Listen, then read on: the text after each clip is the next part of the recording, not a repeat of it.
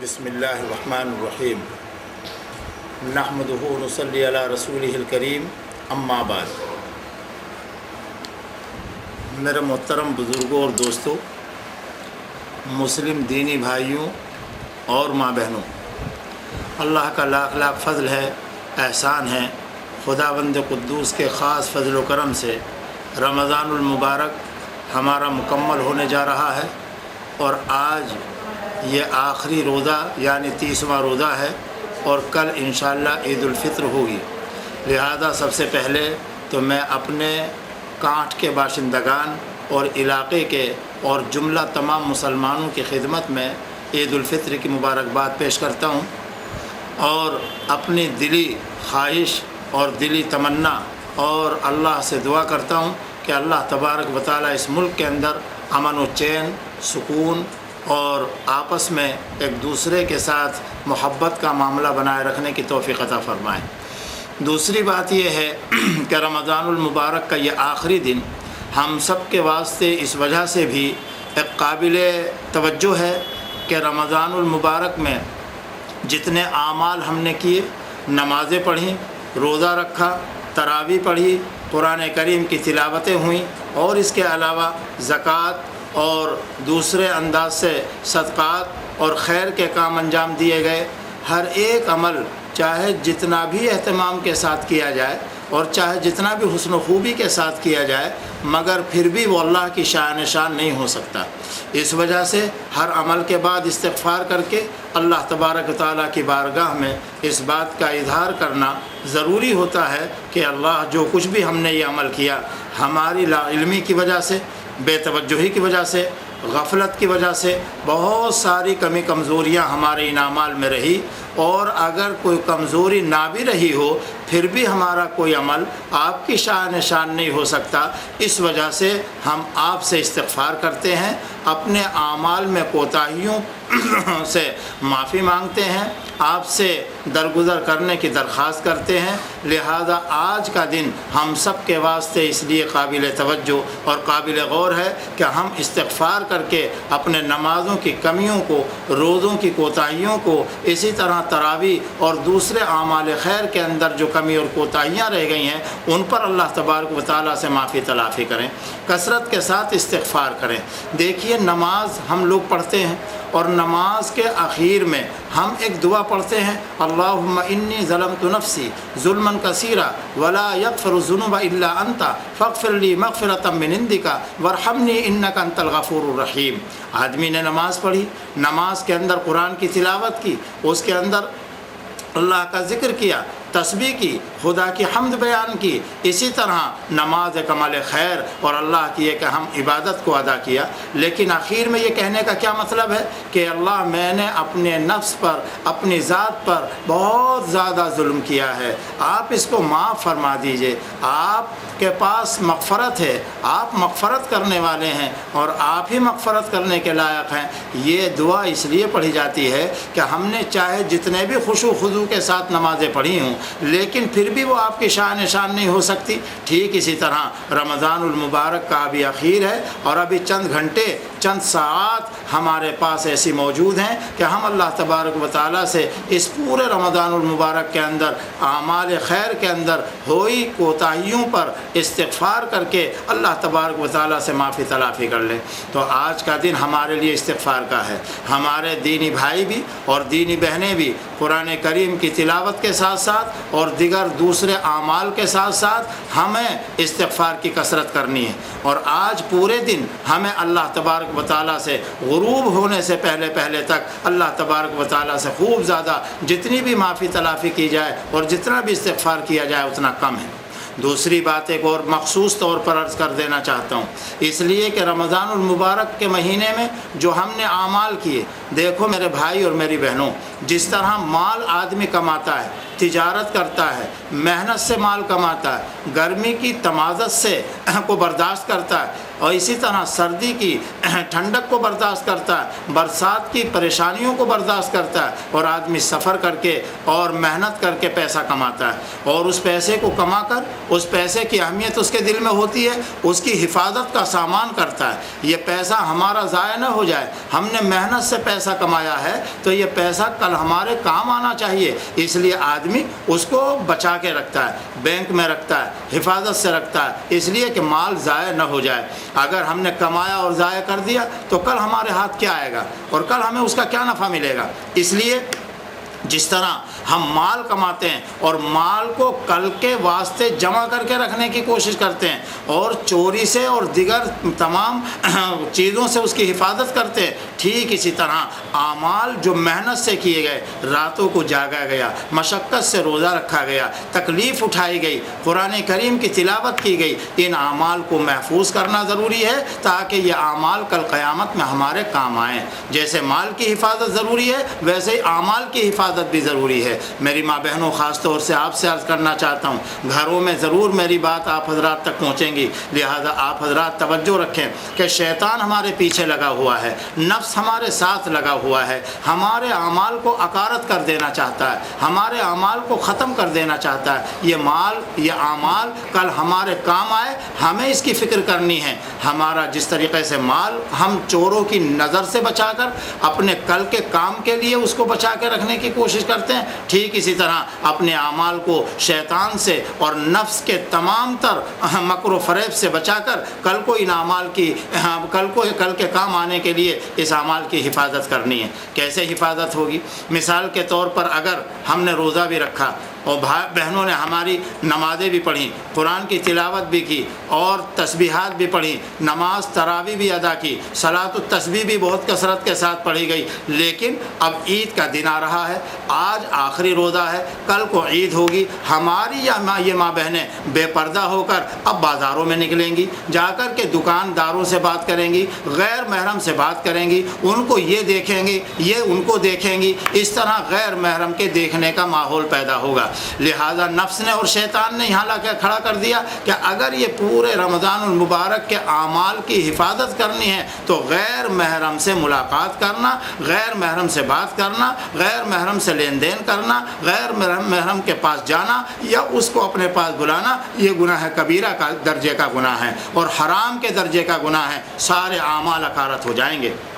ہماری ماں بہنیں اس کا خیال نہیں کرتی، لہذا گھر میں کوئی ضرورت ہو، کپڑے کی ضرورت ہے، کھانے پینے کی چیزوں کی ضرورت ہے، استعمال کی چیزوں کی ضرورت ہے، اپنے گھر میں اپنے مردوں سے منگائیں، شوہروں سے منگائیں، بھائی لا کر کے دے، باپ لا کر کے دے، جو گھر کے اندر محرم ہیں، ذمہ دار ہیں، وہ بازار سے سامان لا کر کے دیں، نہ کہ ہماری ماں بہنیں بازاروں میں جائیں۔ آج بازاروں کا حال یہ ہے کہ بازاروں میں دکانوں پر مردوں کی تعداد کم اور عورتوں کی تعداد زیادہ نظر آتی ہے۔ یہ عورت گھر سے نکلی، اس نے غیر محرم کو دیکھا، غیر محرم نے اس کو دیکھا۔ میری ماں بہنوں ذرا سا غور کرو، ایک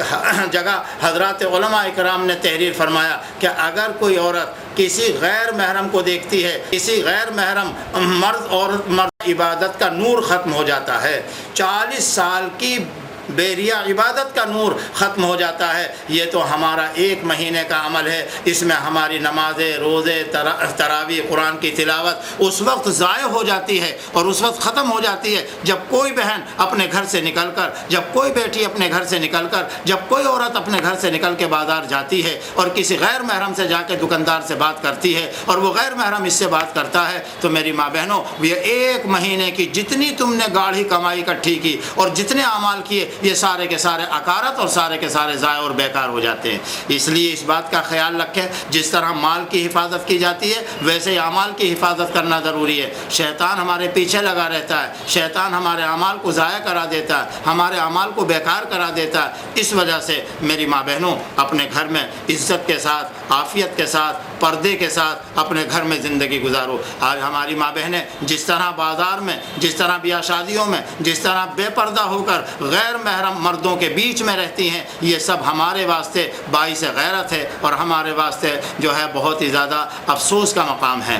لہٰذا اس بات کی طرف دھیان رکھیں اور رمضان المبارک کے اپنے اعمال کو ضائع نہ ہونے دیں، اپنی نمازوں کو ضائع نہ ہونے دیں، اپنی تراویح کو ضائع نہ ہونے دیں، صلاۃ التسبیح کو ضائع نہ ہونے دیں، اپنے صدقہ اور خیرات کو ضائع نہ ہونے دیں، ورنہ اگر تم اپنے گھر سے نکلی اور آج آپ بازار گئیں اور سودا سلف کیا، غیر محرم سے بات کی، غیر محرم سے ملی، تو یہ ساری کی ساری جتنی عبادتیں رمضان میں کی ہیں یہ یہیں ساری ختم ہو جائیں گی، اور کل قیامت میں کوئی ایک عمل کی نیکی بھی ہمیں مقدر ہونا اور ہمیں نصیب ہونا مشکل ہو جائے گی۔ اس وجہ سے ایک گزارش تو یہ ہے کہ عورتیں ماں بہنیں اپنے گھر میں زندگی گزاریں، اور جو ضرورت کا سامان ہو اپنے گھر میں مردوں کے ذریعے سے منگا کر کے اس کو استعمال کریں۔ دوسری بات،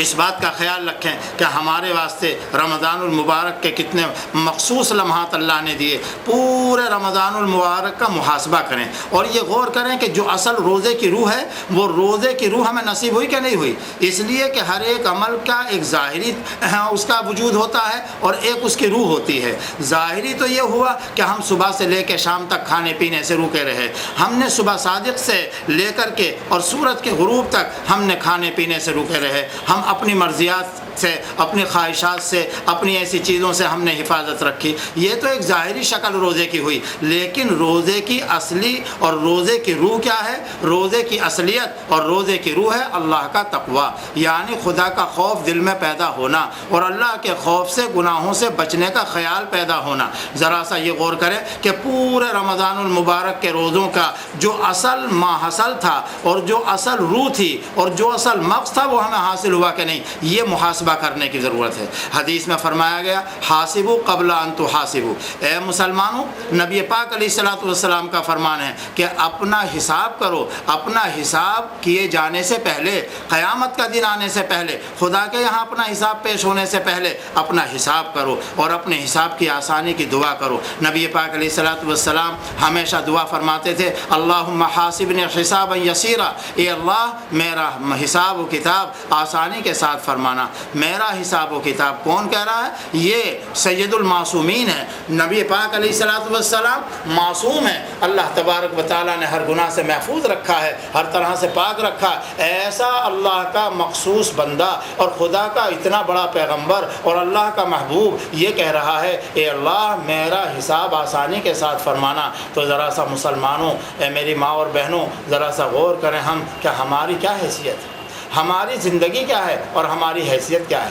تو میں یہ کہہ کر کے عرض کرنا چاہ رہا تھا ایک بات کہ رمضان المبارک میں ہمیں رمضان کی روح نصیب ہوئی یا نہیں، روزے کی روح نصیب ہوئی یا نہیں، اللہ سے خوف، اللہ کا ڈر دل میں پیدا ہوا یا نہیں، یہ روزے کی اصلیت ہے۔ تو ہم سمجھیں گے کہ ہمیں روزے کی اصلیت، ہمیں روزے کی روح نصیب ہو گئی، اور اگر ہمیں اللہ کا ڈر نہیں پیدا ہو رہا ہے، جیسے ہم پہلے سے گناہ کرتے تھے رمضان المبارک میں بھی کیے اور رمضان المبارک کے بعد بھی ہم کرتے رہیں گے، تو پھر معلوم یہ ہوگا کہ اس روزے سے جو اللہ کا خوف، اللہ کا تقوی، خدا کا ڈر دل میں پیدا ہونا چاہیے تھا اور اللہ کے خوف سے گناہوں سے بچنا چاہیے تھا، معلوم ہوا ہم گناہوں سے نہیں بچے، اللہ سے کا خوف ہمارے دل میں پیدا نہیں ہوا، تو پتہ چلا کہ رمضان المبارک کی روح اور روزے کی اصلیت ہمیں نصیب نہیں ہو سکی۔ اس لیے اس پورے رمضان المبارک کا ہم اپنا محاسبہ کریں، غور کریں کہ آخر رمضان المبارک کی روح ہمیں نصیب ہو رہی کہ نہیں ہو رہی۔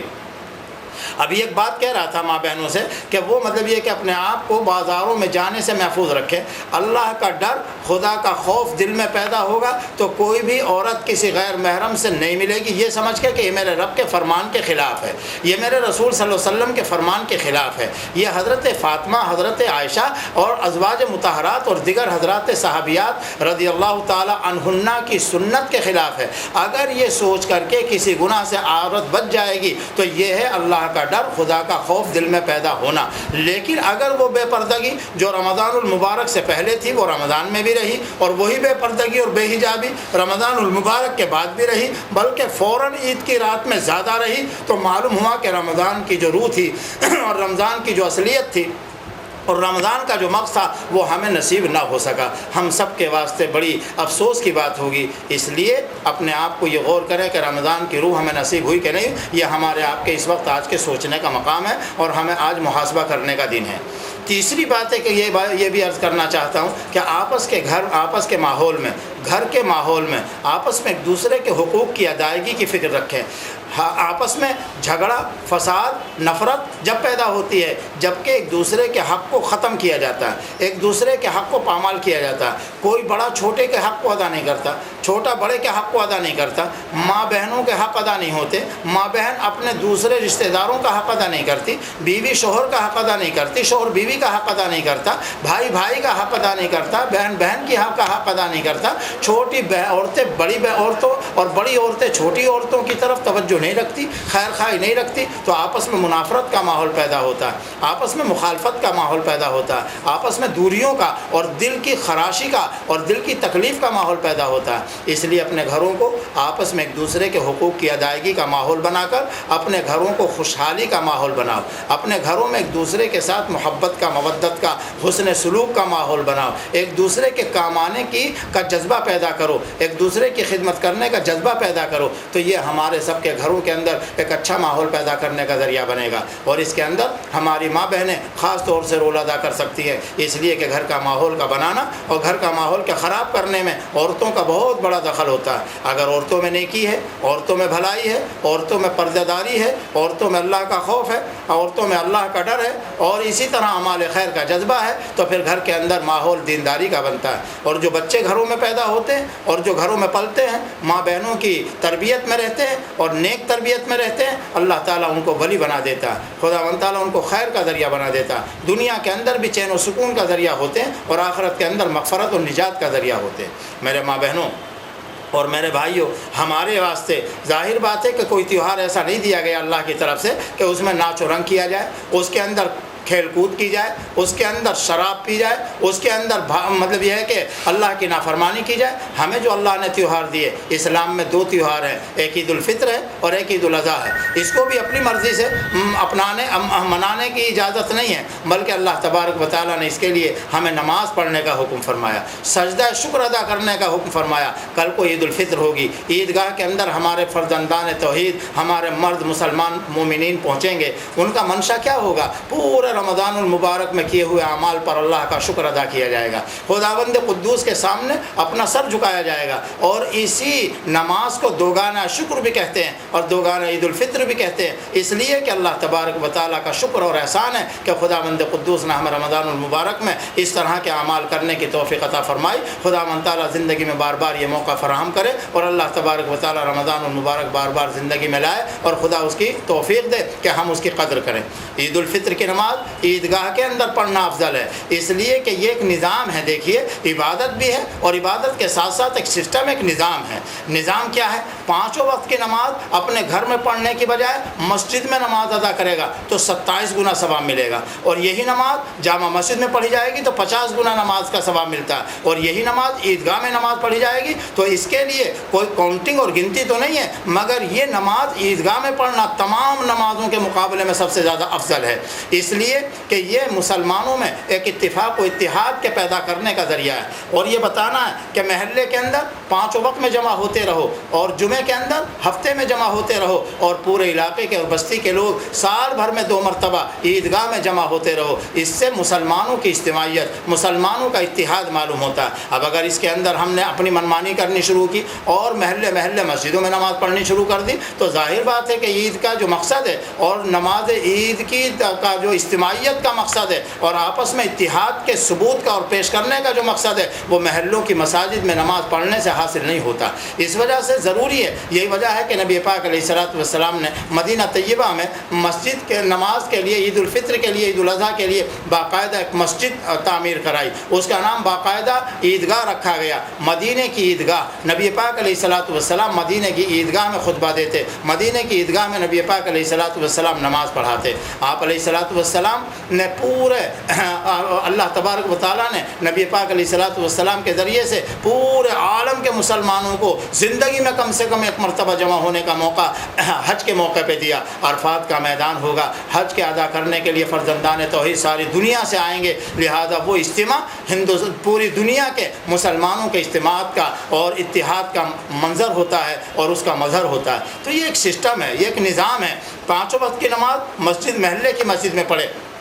جمعے کی نماز جامع مسجد میں پڑھنا افضل ہے، لیکن چونکہ جامع مسجد کسی بھی بستی کی اتنی بڑی نہیں ہوتی کہ تمام کے تمام لوگ پوری بستی کے اس جامع مسجد میں آ جائیں، اس لیے محلوں کی مسجد میں بھی اگر جمعے کی نماز پڑھی جائے تو اس کے اندر کوئی حرج اور کوئی مذائقہ نہیں ہے، بلکہ اس کے اندر بھی اللہ تبارک و تعالیٰ اجتماعیت کا باقاعدہ ثواب عطا فرماتے ہیں۔ لیکن عیدگاہ اگر اتنی کشادہ ہے اور اتنی بڑی ہے کہ بستی اور علاقے کے لوگ سب اس میں جمع ہو جائیں تو پھر تمام لوگوں کو عید کی نماز عیدگاہ کے اندر پڑھنا افضل ہے، اور اسی کے اندر نماز عیدگاہ اور عید الفطر کے واجب ہونے کا مقصد حاصل ہوتا ہے۔ عید الفطر کی نماز واجب ہے، اس کا ادا کرنا ضروری ہے، اگر کوئی آدمی بلا عذر شرعی اس کو ادا نہیں کرتا تو وہ آدمی گناہگار ہوتا ہے، فاسق ہوتا ہے۔ اس وجہ سے عید الفطر کی نماز عید الاضحیٰ کی نماز عیدگاہ میں پڑھنا افضل ہے۔ میرے محترم بزرگوں دوستو، یہ چند باتیں اس وقت عرض کی گئی، اللہ تبارک و تعالی ہم سب کو اعمال خیر کی توفیق عطا فرمائے، اور خدا من تعالی اس رمضان المبارک میں کیے ہوئے سارے اعمال خیر پر اپنی شان نشان ہمیں اجر عطا کرے،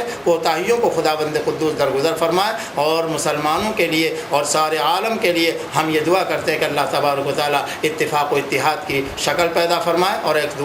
دوسرے کے ساتھ محبت کا معاملہ کرنے کی توفیق سے سرفراز فرمائے۔ آج کل برما کے مسلمانوں پر ایک مزید ظلم ڈھایا جا رہا ہے، آسام کے مسلمانوں پر ظلم و زیادتی، اور ایسی ظلم و زیادتی ہو رہی کہ جس کو بیان کیا جائے تو کلیجہ منہ کو آتا ہے۔ ہم سب کیا کر سکتے ہیں؟ ہمارے لیے ارشاد فرمایا گیا ان ھذہ امتکم امۃ واحدہ، یہ ساری کی ساری امت ایک امت ہے، اگر اس کے اندر کسی امت کے کسی فرد کو کہیں کوئی تکلیف ہو رہی ہے تو امت کے دوسرے لوگوں کو اس درد کا احساس کرنا لازم اور ضروری ہے۔ ہم دعا بھی کریں اللہ تبارک و تعالی مسلمانوں کے اوپر ہوئے ظلم کو خدا من تعالی دور فرمائے، اور مسلمانوں کی پریشانیوں کو دور فرمائے، اور ان کے واسطے جو مدد جو معاونت کر سکتے ہوں ان کے واسطے مدد و معاونت کے لیے ہمیشہ آمادہ اور تیار رہیں۔ اللہ تعالی ہم سب کو اور سارے ملک کو خدا من تعالی ہر طرح کی بے چینی سے اور ہر طرح کے اختلاف و انتشار سے محفوظ فرمائے۔ آمین یا رب العالمین، وآخر دعوانا الحمدللہ رب العالمین۔